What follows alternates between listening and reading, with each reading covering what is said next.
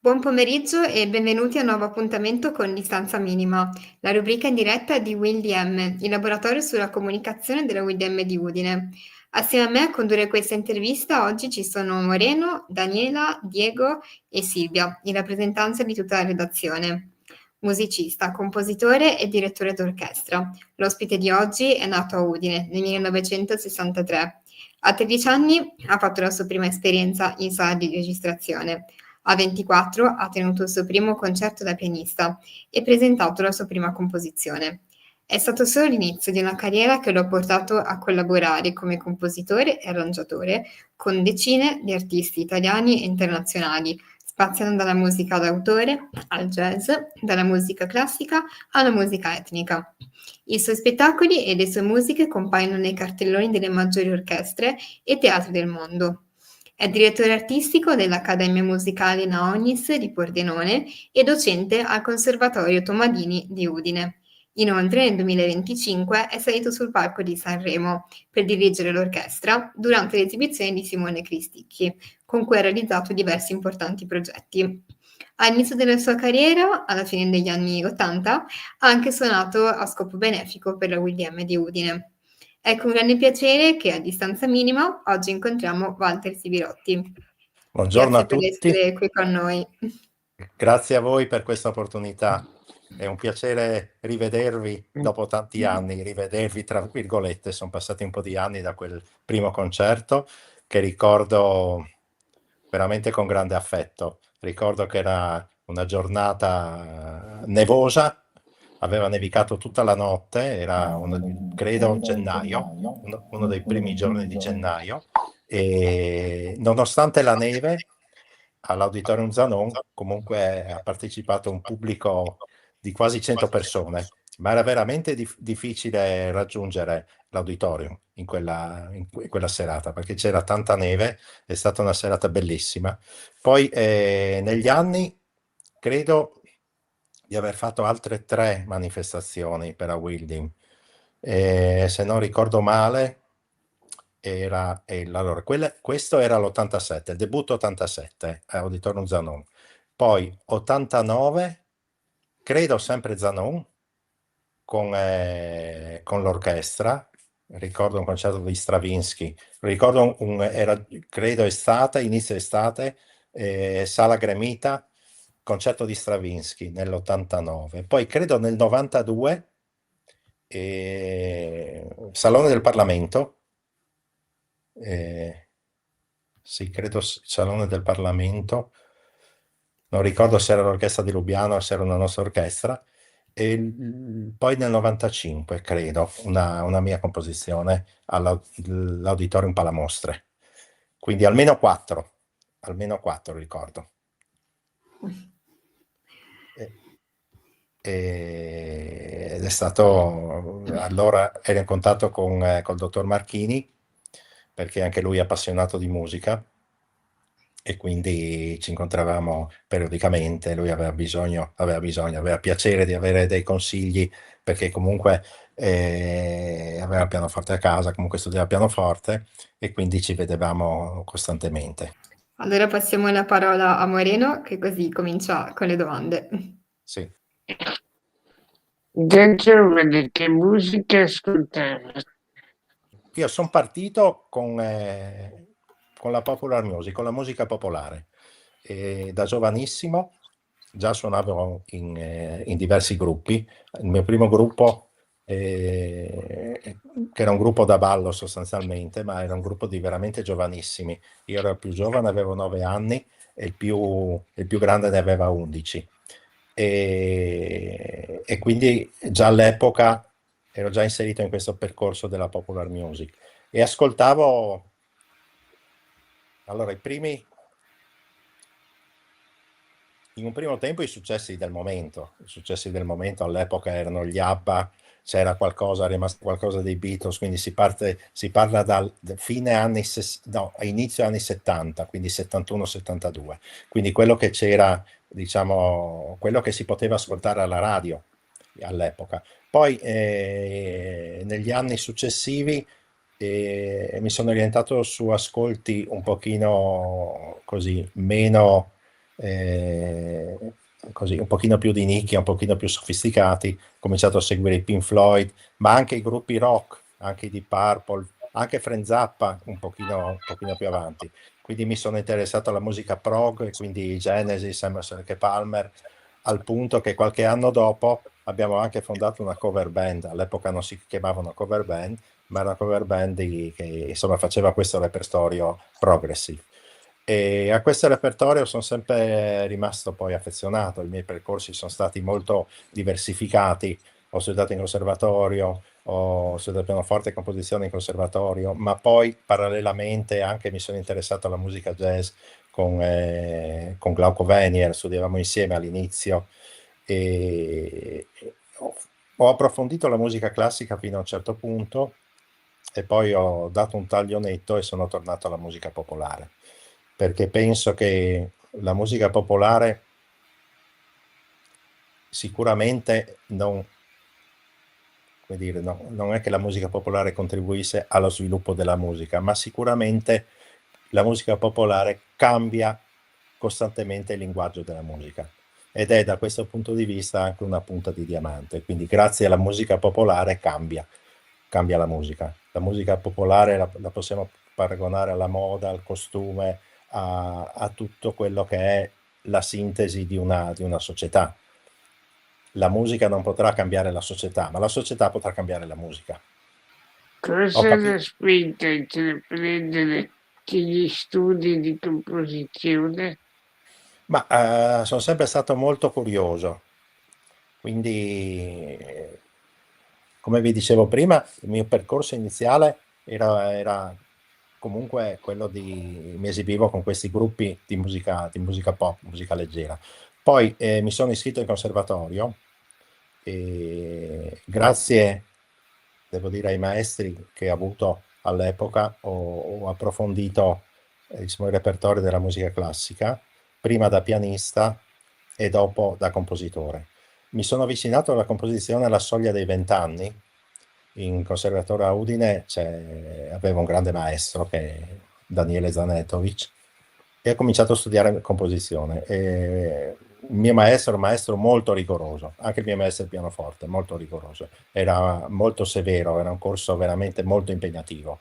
Però ci ha, ci ha dato veramente a tutti noi delle basi molto solide che tuttora mi servono e sono indispensabili per fare al meglio il mio lavoro. E quindi mi sono avvicinato alla composizione, tra virgolette, classica, ossia quella che può essere identificata con la musica contemporanea. E mi sono avvicinato sicuramente perché ero curioso, lo sono sempre stato curioso. Questa è stata la motivazione principale. Moreno non c'è più. Qui vedo una foto, è comparsa una foto. Questa è l'Accademia Naonis che dirigo da un po' di anni. Ho preso il posto di Beniamino Gavasso che è scomparso prematuramente qualche anno fa e con questa orchestra appunto abbiamo intrapreso un percorso trasversale, quindi un percorso legato soprattutto ai nuovi linguaggi, quindi a tutti questi percorsi che ci offre la contemporaneità. Per chi vuole studiare composizione, è cambiato qualcosa che rispetto a quando iniziò lei? Allora, diciamo che in generale il percorso universitario, perché adesso anche il conservatorio è diventato un percorso universitario, quindi non ha più quell'indipendenza che aveva all'epoca come istituto di alta formazione non legato all'università. E adesso diciamo che i percorsi sono un po' tutti, se mi permettete il termine, all'acqua di rose rispetto a quello che è stato il nostro percorso. Il nostro percorso era veramente impegnativo. Adesso i ragazzi sono un po' diciamo, impegnati allo studio di molte materie attinenti, se vogliamo, ma comunque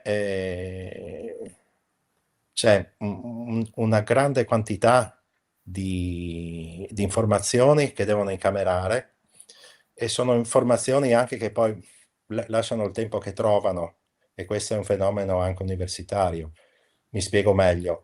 Quando studiavo io, i corsi erano composizione e le materie complementari, ossia pianoforte, poi c'è l'armonia, storia della musica, 4 o 5 materie complementari, e tutto si risolveva in questo percorso.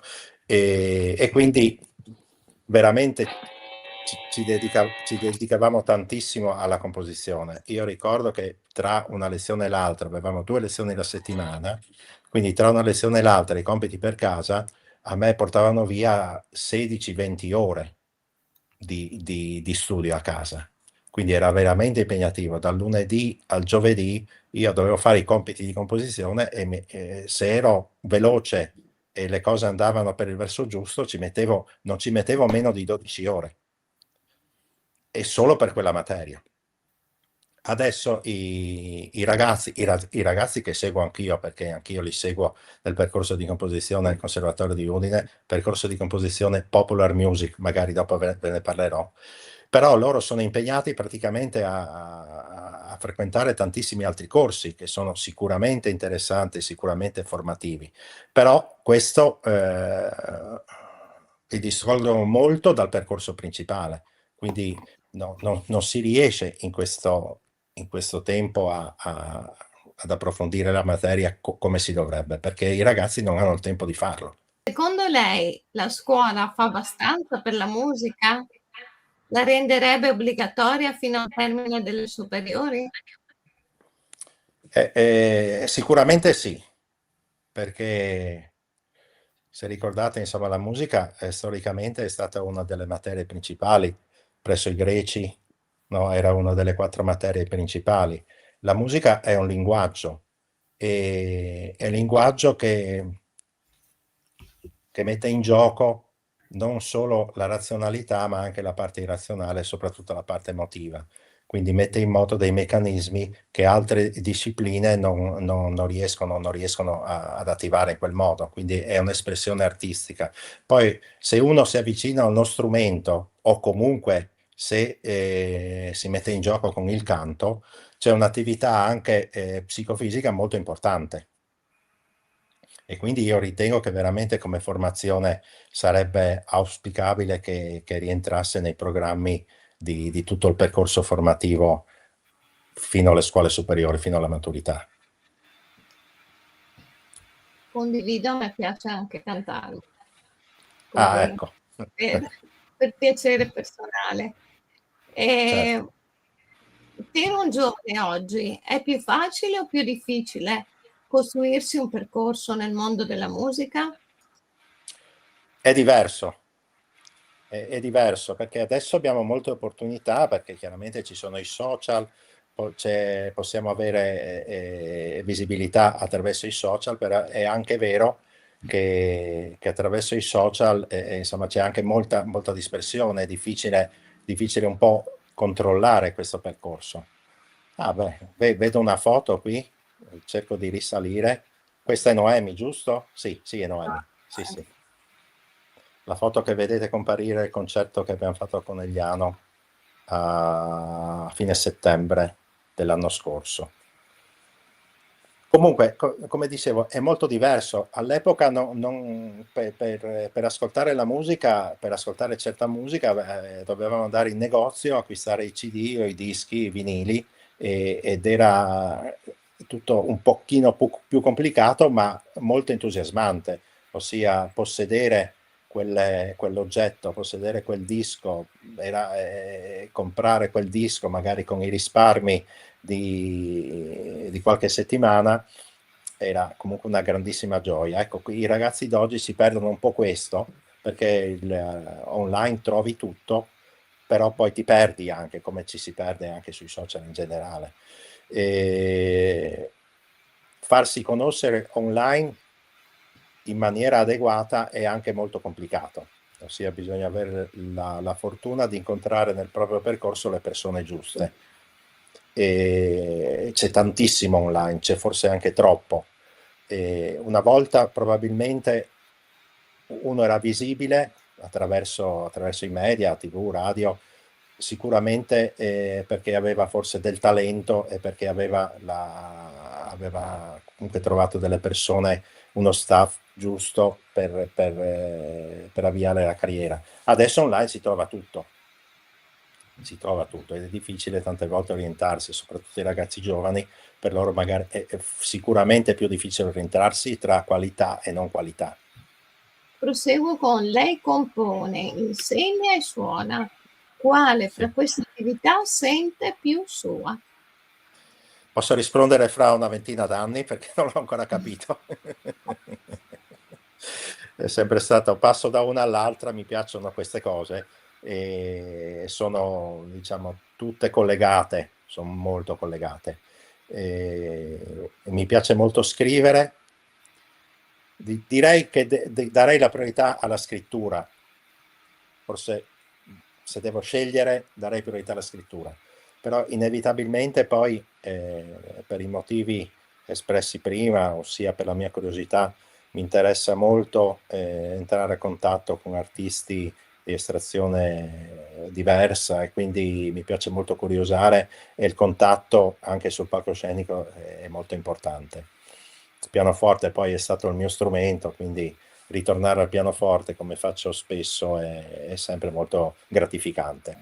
Volevo chiederle, quando scrive una musica originale, da cosa fa la sua ispirazione? Tutto deve...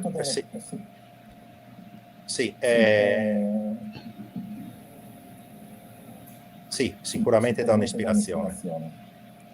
C'è quell'attimo, quel momento magico che ti partorisce una piccola idea. Normalmente è una piccola cosa che nel tempo la riconosci come vera, perché magari si può scrivere tanta musica, ma poi per essere veramente vera deve resistere un po' al tempo, sia nei giorni a seguire la devi in qualche maniera, ti deve convincere ancora.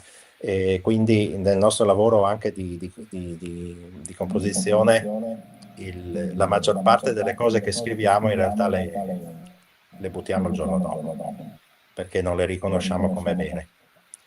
Poi una volta appurato questo, c'è un lavoro che diciamo è anche molto artigianale, è anche una percentuale di artigianato, ossia di mestiere, che ti permette di sviluppare questa piccola idea.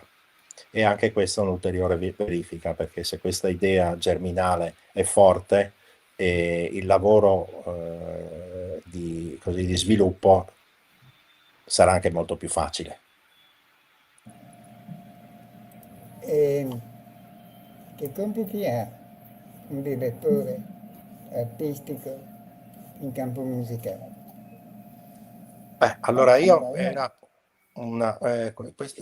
la direzione artistica non l'avevo contemplata nel mio percorso musicale. È capitata questa situazione, sono capitate anche altre situazioni, ma è capitata questa situazione dell'Accademia Naonis.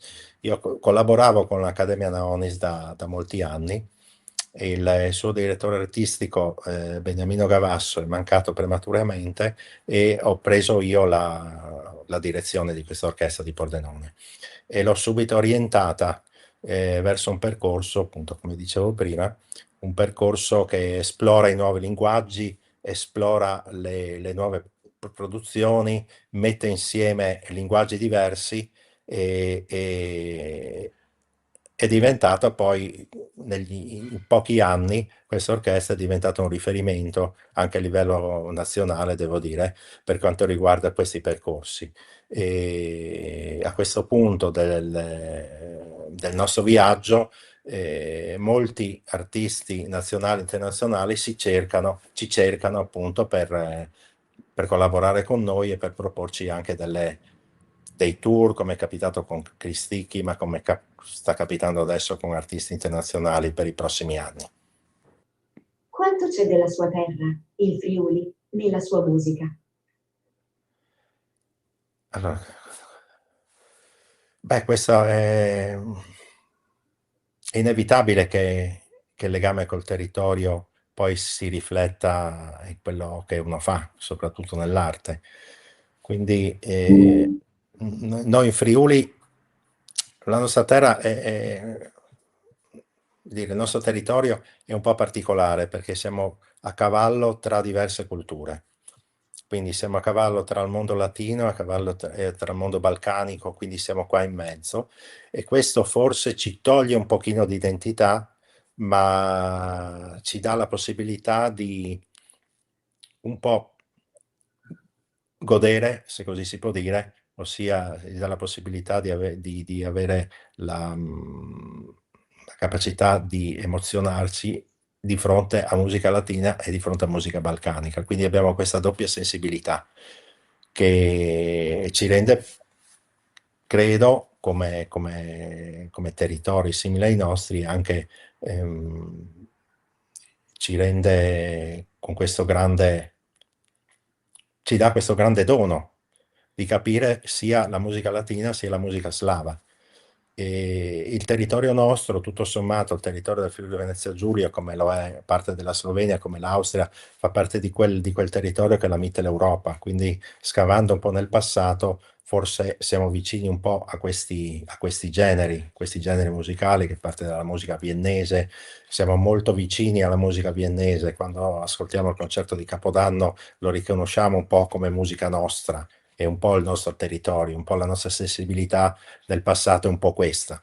Però, ripeto, siamo un popolo che da questo punto di vista a livello di sensibilità artistica è molto aperta, molto, molto più di altri. Io mi stupisco quando dirigo altre orchestre italiane e magari propongo dei repertori che sono più vicini alla musica slava, mi stupisco del fatto che questi musicisti, seppur grandi musicisti, non hanno questo tipo di sensibilità, non hanno questa nostra sensibilità legata anche a quel territorio. Lei ha scritto l'inno ufficiale del Friuli. Ce lo descrive? Ce lo descrive che cosa vuol dire. Allora, questo inno è nato da una cellula che avevo scritto qualche anno prima, una cellula di 3 note. Quella cellula di 3 note per me era qualcosa di molto legato al territorio. Era una piccola cosa, un piccolo incipit, se volete, un piccolo inciso. Però quelle 3 note, insieme a quei 3 accordi che avevo scritto sotto quelle 3 note, per me significava qualcosa di molto forte, di molto friuleano. E a quel punto, quando è uscito il bando dell'inno, perché appunto per l'inno ufficiale del Friuli c'è stato un bando di concorso al quale io ho partecipato come altri colleghi e alla fine questo è il risultato quello più vicino, diciamo, alla nostra sensibilità e quindi è stato premiato. Mi sono affidato poi a un autore che già conoscevo, che è Renato Stroili di Gemona, un grande conoscitore, una persona molto colta, un grande conoscitore della nostra terra e della nostra lingua e soprattutto un autore che si era già cimentato nella composizione di inni sacri principalmente o comunque di inni. L'inno è una composizione molto breve, anzi, in questo caso breve, perché gli inni, diciamo, anche il nostro inno italiano di Mameli, in realtà noi che cantiamo la prima strofa, in realtà ce ne sarebbero tante altre. Però, diciamo, il bando poneva dei limiti, ossia tutto doveva essere all'interno dei 3 minuti, quindi anche la parte poetica, diciamo, doveva essere relativamente breve. Quindi ho chiesto a Renato Stroili di scrivere questo testo, ho chiesto anche una metrica particolare, almeno per il primo incipit, e come dire, ho inserito questa piccola cellula all'interno di questo inno che poi ho sviluppato. E questa cosa mi ha convinto e quindi poi ho partecipato al concorso, insomma, questo, sono stato premiato ed è diventato l'inno ufficiale del Friuli. Questo è stato un po' il percorso. Composizione che mi convince tuttora, ossia tuttora riconosco questa sua caratteristica di essere in qualche maniera legata al territorio. Poi di questo inno sono state fatte diverse versioni. L'Arlef si interessa per produrne almeno una all'anno e diversi musicisti, diversi gruppi musicali che sono complessi, pop rock, ma anche cori, anche solisti, ne hanno fatte in questi anni, insomma, ne hanno fatte delle versioni molto diverse da quelle che ho proposto io. Quelle che ho proposto io sono state 2 versioni anche molto diverse tra loro. La prima, che era quella più attinente al bando, che era per coro orchestra, che è stata presentata a Lignano dall'orchestra del Friuli Venezia Giulia e dal coro del Friuli Venezia Giulia, e poi una versione che è stata proposta dal gruppo Arte Voce, quindi quella che è diventata anche un po' l'immagine dell'inno del Friuli, queste 4 ragazze dell'Arte Voce preparate da Franca Drioli che ne hanno proposto una versione popular, quindi più vicina ai giovani, più vicina alla musica moderna. Se doveste comporre una sinfonia per descrivere il Friuli Venezia Giulia, invece, come sarebbe? Non lo so, dovrei cominciare. È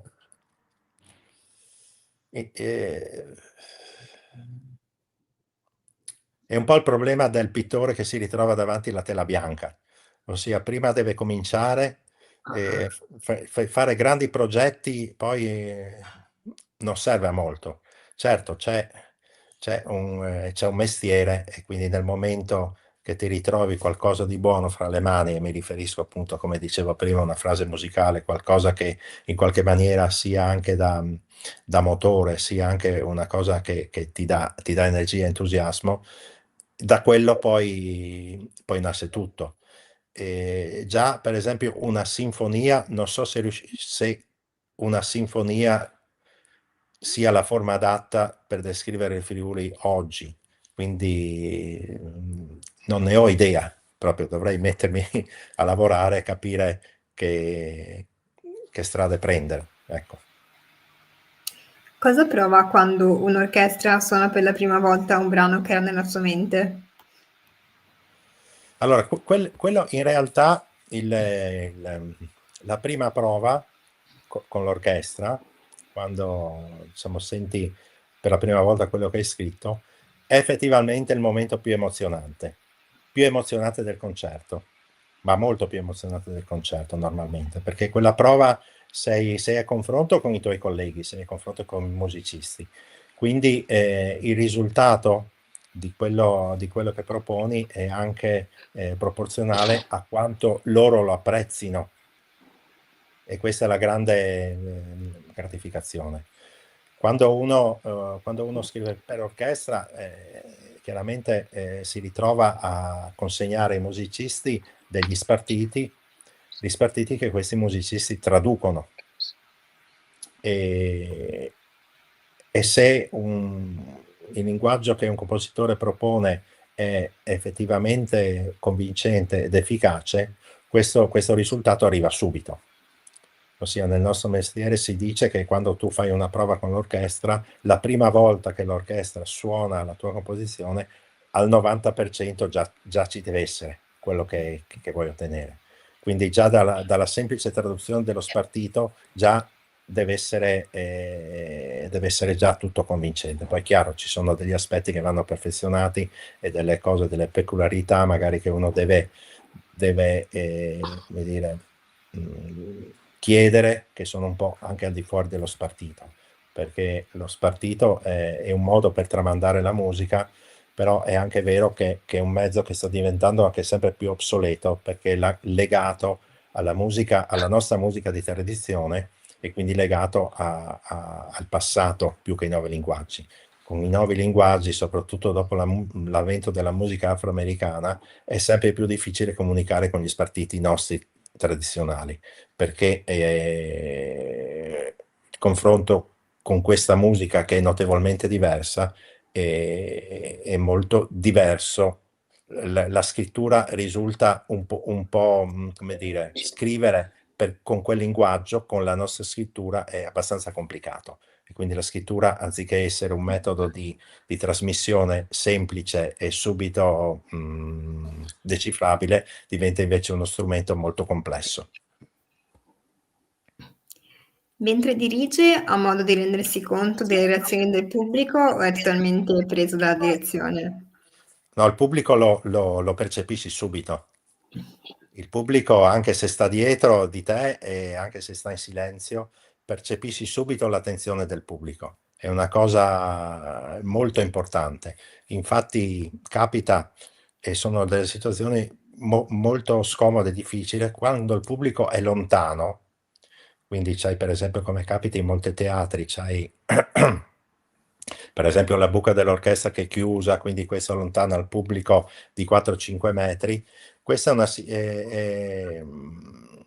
una situazione che non ti permette di percepire appieno l'attenzione del pubblico, perché sta molto lontano. Quando ce l'hai vicino invece è molto più facile, però sicuramente il pubblico gioca un ruolo importantissimo, perché in sostanza è uno scambio. Non è qualcosa che tu imponi, è uno scambio, quindi uno scambio di energie. Che effetto fa dirigere l'orchestra di Sanremo? Che esperienza è stata partecipare al festival?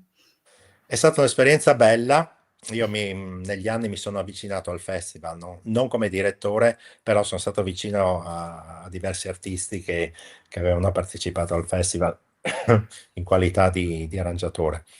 E da direttore è stata la prima volta. È stata la prima volta quest'anno. Ho trovato un'organizzazione impeccabile. Ho ritrovato in orchestra colleghi che normalmente incontro in Italia, perché l'orchestra di Sanremo è formata da una parte l'Orchestra Stabile Sinfonica di Sanremo, una parte dei musicisti provengono da quell'orchestra e una parte dei musicisti provengono da altre orchestre italiane.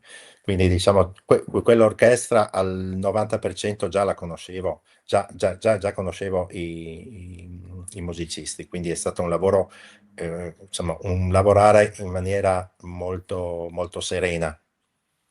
E lavorare al festival comporta una serie di prove che cominciano più o meno un mese e mezzo prima.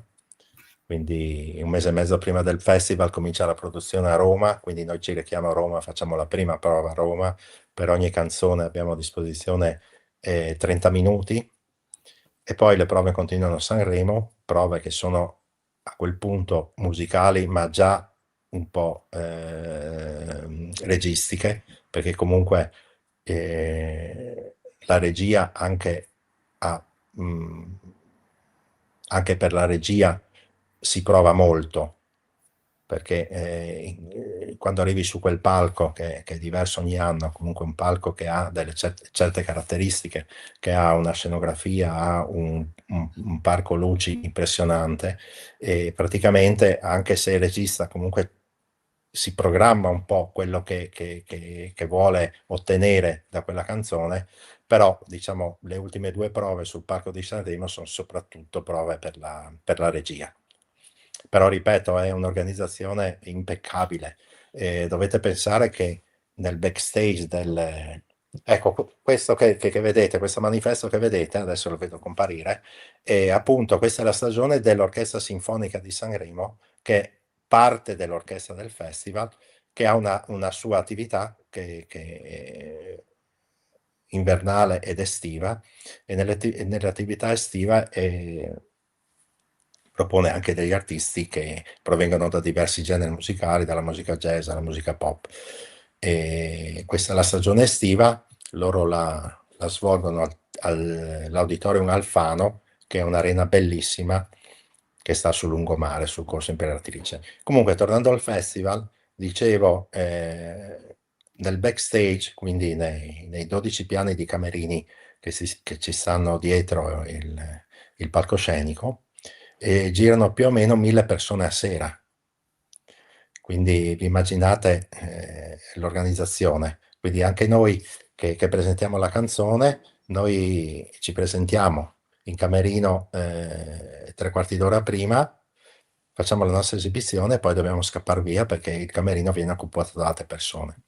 Da questo punto di vista devo dire che sono rimasto veramente favorevolmente colpita da tutto quello che c'è dietro, da tutta la professionalità e da tutto l'impegno che c'è per realizzare questa manifestazione. Manifestazione, peraltro, che è unica nel suo genere, perché non esiste al mondo una trasmissione che propone 5 serate dal vivo, 5 serate di fila dal vivo. Non esiste al mondo. Quindi, se immaginate tutta la preparazione di questo festival, la RAI comincia a lavorare a Sanremo, diciamo, un mese dopo la fine del festival. Ossia, se il festival è a febbraio, già da marzo la RAI comincia a lavorare per il festival. Ed è veramente complicato. Poi Franca Drioli, che è mia moglie, ed io ci occupiamo anche del percorso Area Sanremo, che è il percorso giovani. Quindi i giovani che si presentano al concorso Area Sanremo sono giovanissimi, che vanno dai 16 anni ai 29 anni, che presentano i loro brani inediti, e questi ragazzi giovani non hanno ancora il produttore, quindi si presentano come diciamo, artisti che non sono ancora supportati da un'etichetta discografica o da un produttore. Noi li seguiamo dopo il concorso e facciamo fare loro diciamo un laboratorio, dei laboratori di formazione, e poi li presentiamo anche al pubblico in esibizioni con l'Orchestra Sinfonica di Sanremo, ma anche con altre orchestre sinfoniche. Li portiamo anche in Friuli, infatti il 4 di gennaio saremo a Talmassons e il 6 a Pordenone. Porteremo 6 di questi ragazzi, li porteremo qua in Friuli, e questi sono quelli appunto del percorso Area Sanremo. Come si rapporta con i componenti delle orchestre con cui suona? Allora, mi dicono che sono un direttore autorevole, tuttavia sono consapevole del fatto che mi sto rapportando con dei colleghi, e questo è molto importante, perché è un lavoro di collaborazione. Il direttore d'orchestra collabora con i musicisti. Certo, deve imporsi, ma ci deve essere un equilibrio in questa imposizione.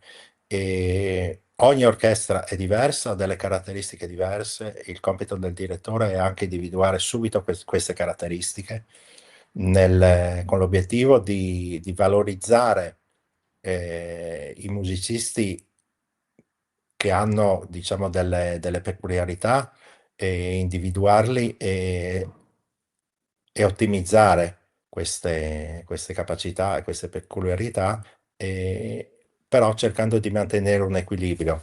Rapportarsi all'orchestra è una cosa che si impara, non è una cosa così immediata, perché in questo caso entrano in gioco anche delle dinamiche umane che uno deve cogliere, perché comunque l'esibizione musicale comporta comunque uno stress, perché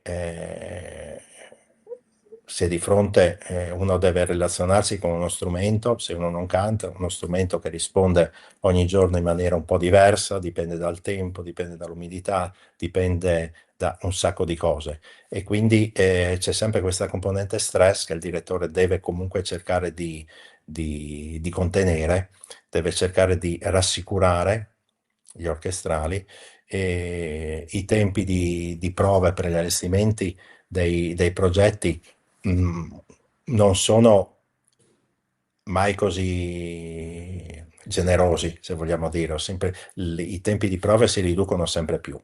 Quindi capita spesse volte che per mettere in piedi un programma di 2 ore non ci sia neanche il tempo di fare una volta tutti i pezzi, come è capitato con Noemi a Conegliano. Noemi ha avuto un imprevisto all'ultimo momento, è arrivata 3 ore in ritardo e noi con lei non abbiamo avuto neanche il tempo di provare tutto. Quindi tante volte capita anche di fare veramente dei salti nel vuoto. A me è capitato personalmente di andare in Rai e a fare delle cose con l'orchestra della Rai. È capitato anche con Simone Cristicchi, abbiamo presentato un nostro lavoro in Rai, siamo andati alla prova il venerdì, c'era ancora Pippo Baudo all'epoca, abbiamo provato il nostro set che doveva durare circa mezz'ora, poi la produzione ha cambiato idea e ricordo che domenica pomeriggio praticamente siamo andati in diretta senza provare. Abbiamo cambiato il repertorio e siamo andati in diretta. Io comunicavo con i musicisti attraverso il mio archetto, quindi davo delle indicazioni in diretta e questo capita purtroppo sempre più frequentemente perché si pretende molto dalle produzioni, i costi sono sempre più risicati e quindi ci troviamo spesso a lavorare con poco tempo. Però ripeto, il lavoro del direttore è anche un po' questo, riuscire a plasmare tutte le varie individualità che si trova di fronte. Dobbiamo pensare che l'orchestra è un po' come una città. I musicisti sono molto diversi tra loro, ossia si dice che non è il musicista che sceglie lo strumento, ma è lo strumento che sceglie il musicista. Quindi hanno dei caratteri molto diversi. Un violinista ha un carattere molto diverso rispetto a un clarinettista, il cornista ha un carattere molto diverso rispetto a un contrabbasso, quindi sono delle personalità molto diverse, come una città, ognuno deve fare il proprio lavoro e contribuire al risultato con il suo carattere e con le sue peculiarità. Ci sono compositori o musicisti che considerano suoi maestri, ai quali si ispira. Allora, ci sono molti compositori e musicisti che reputo miei maestri. Quando questa cosa di quando si ispira rischia di essere equivocata col fatto che uno magari anche copia o imita. E questo è anche un altro argomento molto, molto, molto delicato, perché Stravinsky diceva che il grande compositore ha due possibilità, una è quella di plagiare, l'altra è quella di copiare. E quindi è chiaro che ognuno di noi ha dei riferimenti, ha un mestiere che è legato a tutto quello che è stato e quindi tutto questo background gli è di supporto. E certo, quando uno cerca un'ispirazione originale, ha la presunzione di cercare qualcosa di nuovo, ha la presunzione, ripeto, che poi non è mai completamente nuovo. Uno sarebbe assurdo pensare che uno proponga un linguaggio che sia assolutamente nuovo, non sarebbe comprensibile. Sarebbe la cosa che succede, credo, al compositore che lui proponga qualcosa di originale, sì, ma che nel frattempo è poco diverso da quello che già è stato proposto. Quindi una sua visione del mondo, una sua visione trasversale, per quanto trasversale però deve essere legato a un linguaggio che comunque comunichi e che sia capibile. Lei spazia dalle composizioni per le orchestre alle collaborazioni con artisti della musica pop. La distinzione tra musica colta e musica leggera ha ancora senso? Noi quando distinguiamo la musica colta dalla musica leggera, distinguiamo la musica del passato con la musica moderna sostanzialmente, perché è quello che si fa. E io quello che cerco di fare io da sempre, adesso cerco di spiegare in parole semplici, di fare con l'orchestra classica, ossia con la nostra tradizione, che è un patrimonio grandissimo. L'orchestra è cresciuta nei secoli, si è consolidata come linguaggio, anche come tipo di espressione nei secoli, e quindi è un grosso patrimonio che abbiamo. Io cerco di traghettare questa orchestra, questo modo di fare musica anche nei nuovi linguaggi, e quindi metto a confronto l'orchestra classica con i musicisti pop, con i musicisti jazz, con musicisti che hanno un'altra formazione. E questo è sempre stato il mio obiettivo, anche perché sono convinto che se vogliamo salvaguardare il passato, che è fondamentale, l'unica maniera per salvaguardarlo, secondo me, è portare questo modo di far musica nel presente, perché altrimenti poi si rischia di perdere anche il passato. Questo non si fa da molto tempo, e quindi c'è il forte rischio che, una volta persa la sensibilità per la musica del passato, e più si allontana e più verosimilmente questa sensibilità si perde, c'è il rischio che veramente tutto questo patrimonio si perda, se non c'è qualcuno che cerca, se non c'è qualcuno che cerca di traghettare questo modo di far musica nel presente. C'è un genere che non ha ancora esplorato, ma che le piacerebbe esplorare? Ci sono tanti, ma non riuscirò a farlo, perché la musica non è un concetto universale, purtroppo. È legato al nostro background, a quello che noi sensibilmente riusciamo a capire. Ed è legato ai primissimi anni di vita. Purtroppo in questo momento storico è legato a quello che ascoltiamo casualmente da piccolissimi in TV o in radio o al supermercato, al bar, in qualsiasi posto c'è musica ormai. Quindi la nostra formazione, la nostra sensibilità è legata un po' a questo. Quindi mondi lontani che sono affascinanti, che ne so, la musica indiana, la musica del Bali, questa musica che ci risulta affascinante e interessante, però a mio avviso non potrà mai emozionarci veramente, perché fondamentalmente non la capiamo. Culturalmente è molto distante, ma io mi sono meravigliato negli anni, quando ho cominciato a frequentare il Sud America, che apparentemente la musica sudamericana è molto vicina, è musica latina, ci diamo per scontato che noi possiamo capirla. Invece in realtà, toccandola con mano e suonando con i musicisti di quelle aree, mi sono reso conto che anche quella musica, seppur vicina, è comunque molto lontana, e per avvicinarla veramente bisogna fare comunque un percorso sensibile e culturale soprattutto. Grazie alle nuove tecnologie possiamo sentire ormai musica ovunque e accedere a un repertorio infinito, ma la nostra capacità di ascolto è migliorata. Ma non so se la nostra capacità di ascolto è migliorata, sicuramente i nostri tempi di concentrazione sono molto limitati. Ormai siamo abituati a fare più cose contemporaneamente, siamo abituati, sì, più cose, no? Siamo abituati a credere di fare più cose contemporaneamente, siamo abituati io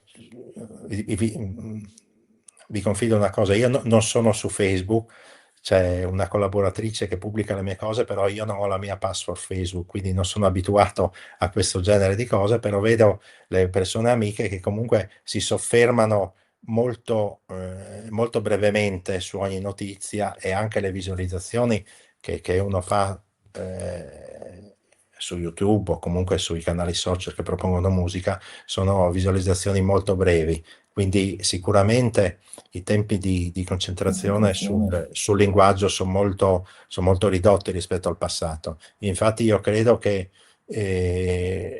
ci siano veramente poche persone in grado di rimanere concentrati su musiche del passato che si esprimevano con tempi molto lunghi, mi riferisco alle sinfonie, ma anche alle sinfonie tardo-romantiche.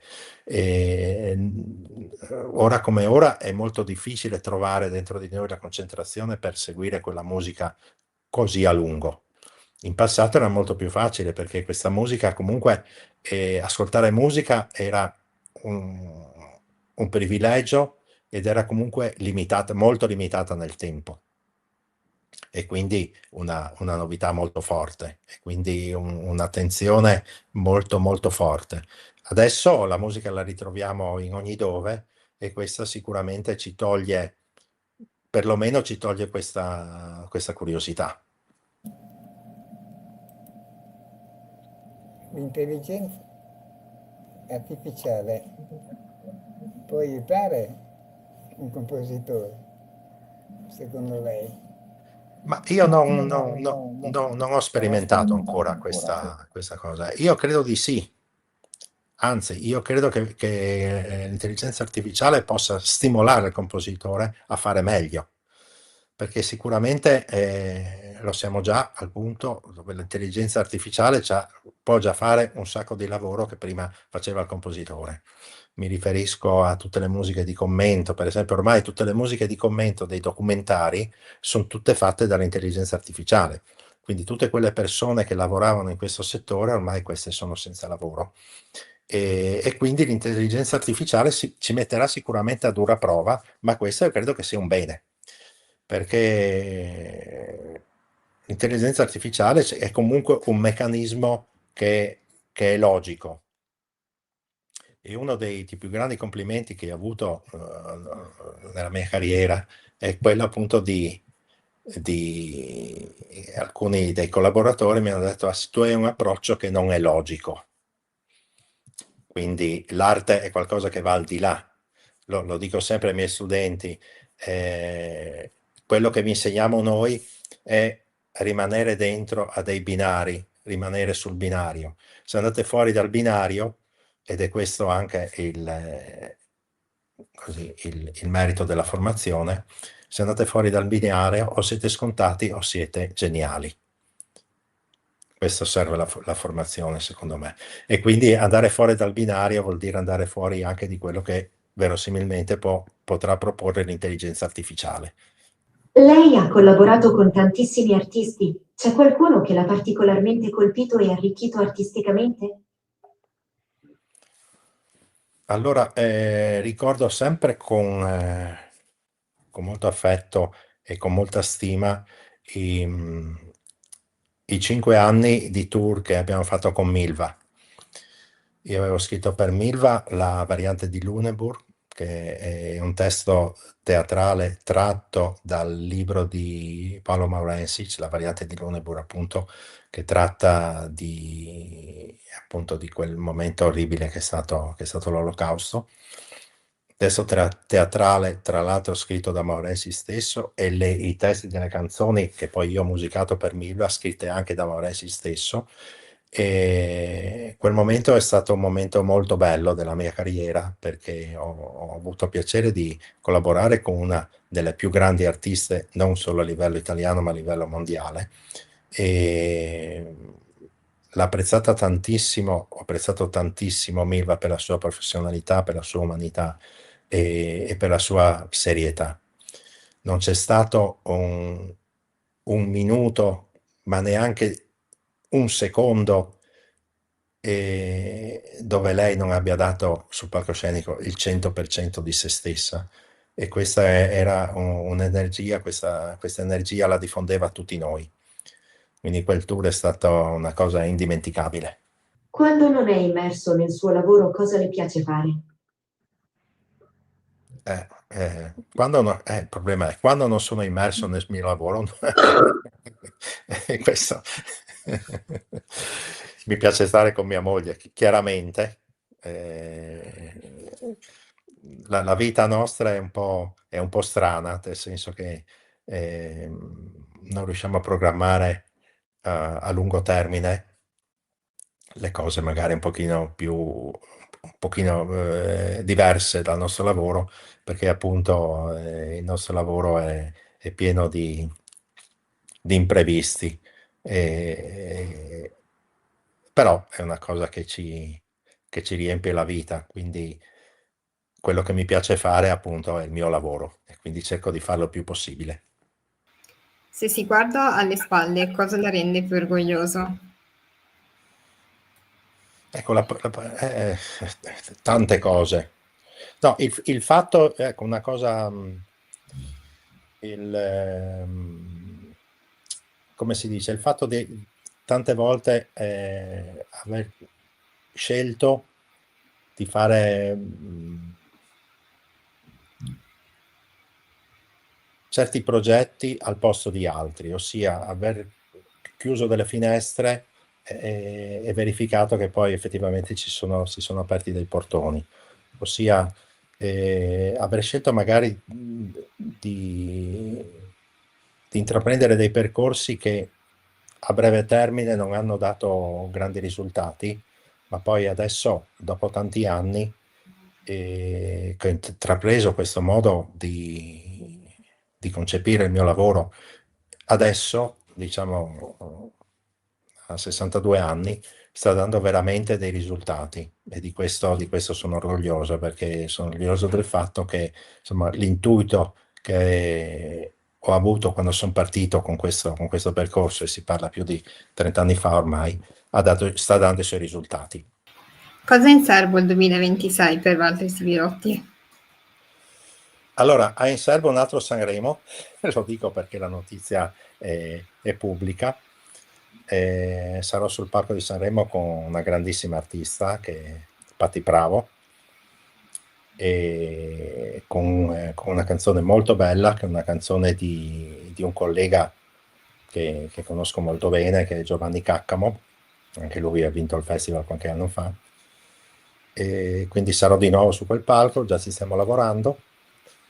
Poi ci sono tantissime altre cose, se c'è Moreno ancora in collegamento, ho debuttato con Uti Gandhi, un nuovo progetto a novembre, lo riproporremo in regione anche nel 2026. C'è un tour estivo con Giacomo Collier, che è un artista grandissimo, Collier straordinario. Ritroverò di nuovo Ute Lemper, che è una grandissima artista internazionale. Incrocerò un'altra artista nuova per me, che è Eliane Elias, che è una jazzista, cantante e pianista. E eccola qua, Ute Lemper, grande, grande. Mamma mia, un artista che amo tantissimo. E c'è tutta l'attività con la Naoni, saremo a Pordenone, riproporremo il progetto con Alessio Boni. Alessio Boni che racconta una storia vera di Gorizia, che io avevo scoperto quando lavoravo a Gorizia, di una radio americana che si era insediata dopo la guerra a Gorizia e che ha trasmesso per gli americani 6 mesi da Gorizia, con tutta un'attività, con una big band che settimanalmente arrivava da Trieste, si esibiva in radio con degli artisti importanti che sono passati a Gorizia. Purtroppo non si ha testimonianze di questo. Io avevo una testimonianza diretta di una persona che era riuscita a inserirsi in radio, che era un pianista di Gorizia. Ho avuto questa testimonianza diretta, ma testimonianze non ci sono i documenti, perché una volta che la radio è stata dismessa hanno bruciato tutto, tutti i dischi, tutti i documenti, quindi non c'è nessun documento che attesta questo periodo della radio americana. Ho chiesto a Angelo Floramo di scriverci i testi, lui è un autore di San Daniele molto preparato sulla fascia, soprattutto sulla nostra fascia slovena, friulano-slovena, e quindi abbiamo presentato questo progetto 2 anni fa al Mittelfest, adesso lo riproponiamo a Pordenone. E poi ci sono tante altre cose che non, come dire, affronto a tempo debito per non ingombrarmi troppo la mente. Bene, non vedo Giorgia, e allora prendo io le redini e colgo l'occasione per salutarla, visto che il tempo con lei è volato. È volato anche a me con voi. È stata una interessante chiacchierata che ci ha permesso di spaziare anche attraverso la conoscenza anche di tanti artisti che ha avuto modo di incontrare e con cui ha collaborato, e la ringraziamo per la disponibilità e per le tante cose interessanti che ci ha raccontato, e salutiamo e diamo appuntamento alla prossima intervista a distanza minima. Grazie.